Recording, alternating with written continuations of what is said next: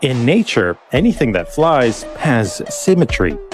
And in the early days of human flight, mimicking nature made sense.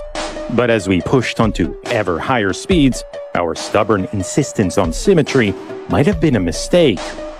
In the 1950s, a brilliant NASA engineer began to push for a radical new approach, proving theoretically and with prototypes that aircraft didn't have to be symmetrical. The implications of his work are profound. It suggests we should be flying a lot faster and more efficiently than we are today. Since the dawn of flight, aircraft had been getting faster. In 1920, the fastest plane could barely reach 300 kilometers an hour. By the 1940s, they were already flying 3 times as fast, but there seemed to be a limit beyond which they simply couldn't go. Pilots called it the sound barrier.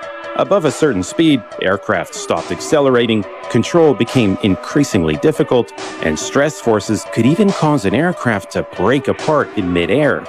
But in 1947, a daring test pilot flew an experimental plane beyond the speed of sound, proving that the sound barrier wasn't a barrier at all. It's just that supersonic flight revolved around a different set of aerodynamic principles. In the decades that followed, engineers mastered the physics of flying supersonic, pushing speeds ever higher. But a new challenge emerged, designing an aircraft that would perform well in both flight regimes. Any aircraft optimized for supersonic flight would, by definition, fly poorly at subsonic speeds, because the ideal wing at lower speeds was long and straight, but for supersonic flight it was thin or sharply swept, a shape that struggled to generate lift at lower speeds. Engineers struggled to find a solution, eventually coming up with a kind of wing that could transform in midair, functioning more like a straight wing at subsonic speeds and sweeping back for supersonic flight.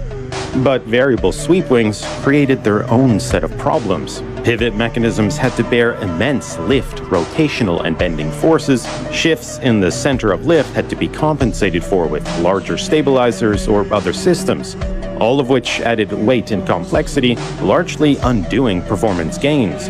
Variable sweep wings were only successfully applied to a small number of military aircraft, none of which are still produced today. The sound barrier might not have been an actual barrier, but it seemed that flying faster would always involve serious trade-offs.